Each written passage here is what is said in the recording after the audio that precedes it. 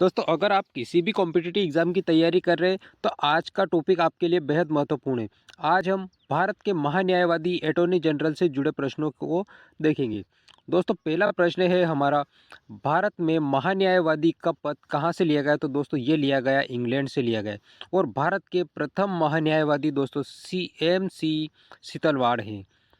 अगला प्रश्न, भारत के वर्तमान महान्यायवादी दोस्तों के वेणुगोपाल हैं, जो 1 जुलाई 2017 से अभी वर्तमान समय तक बढ़ते हैं। दोस्तों, आज के वीडियो का पहला प्रश्न, भारतीय संविधान के किस अनुच्छेद में महान्यायवादी की चर्चा की गई? तो दोस्तों अनुच्छेद 76 में महान्यायवादी के बारे में चर्चा की गई है। अगला प्रश्न, महान्यायवादी की नियुक्ति किसके द्वारा की जाती है? तो दोस्तों महान्यायवादी की नियुक्ति राष्ट्रपति जी के द्वारा की जाती है और इनके वेतन भत्ते का निर्धारण भी राष्ट्रपति के द्वारा किया जाता है। बढ़ते हैं दोस्तों अगले प्रश्न की ओर, किस अनुच्छेद के अनुसार राष्ट्रपति सर्वोच्च न्यायालय के न्यायाधीश बनने की योग्यता रखने वाले व्यक्ति को महान्यायवादी नियुक्त करता है? तो दोस्तों ये बात अनुच्छेद 76(1) के आर्टिकल में लिखा गया है। कहाँ पर?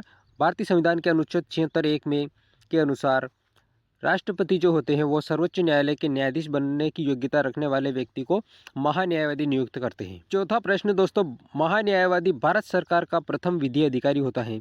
भारत सरकार का प्रथम विधि अधिकारी कौन होता है? तो दोस्तों वो होता है महान्यायवादी।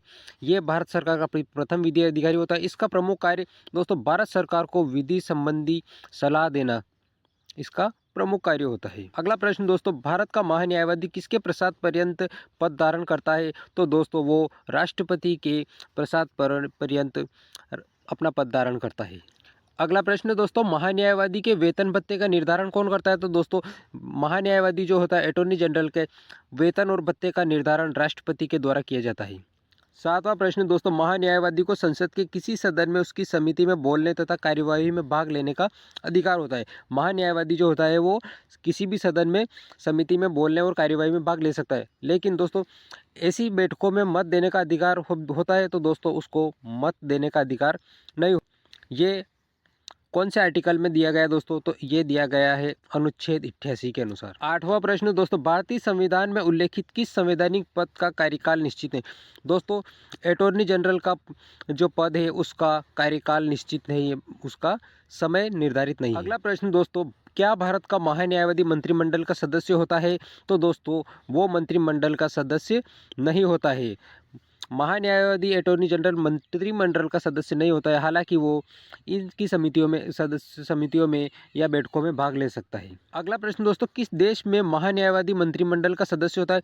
दोस्तों भारत में महान्यायवादी जो होता है वो मंत्रिमंडल का सदस्य नहीं होता है, लेकिन ब्रिटेन में महान्यायवादी जो होता है वो मंत्रिमंडल का सदस्य होता है। बढ़ते हैं दोस्तों 11वें प्रश्न की ओर, अनुच्छेद 76(3) के अनुसार किस अधिकारी को अपने कर्तव्यों के पालन में भारत के राज्य क्षेत्र के सभी न्यायालय में सुनवाई का अधिकार होता है? तो दोस्तों भारत के राज्य क्षेत्र के सभी न्यायालय में सुनवाई का अधिकार महान्यायवादी को होता है। किस अनुच्छेद के अनुसार? अनुच्छेद 76(3) के अनुसार। 12वां प्रश्न दोस्तों, महान्यायवादी किस सरकार का पक्ष रखने के लिए देश के किसी भी न्यायालय में के समक्ष उपस्थित हो सकता है और उसकी कार्यवाही में भाग ले सकता है?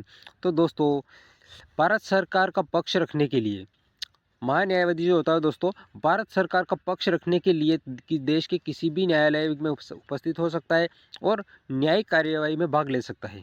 बढ़ते हैं दोस्तों आगे, भारत का प्रथम महान्यायवादी कौन थे? तो दोस्तों MC सीतलवाड़ भारत के प्रथम न्यायवादी थे। अगला क्वेश्चन दोस्तों, महान्यायवादी की सलाह के लिए भारत सरकार की ओर से सर्वोच्च न्यायालय सहित अन्य न्यायालयों में पक्ष रखने के लिए किसकी नियुक्ति की जाती है?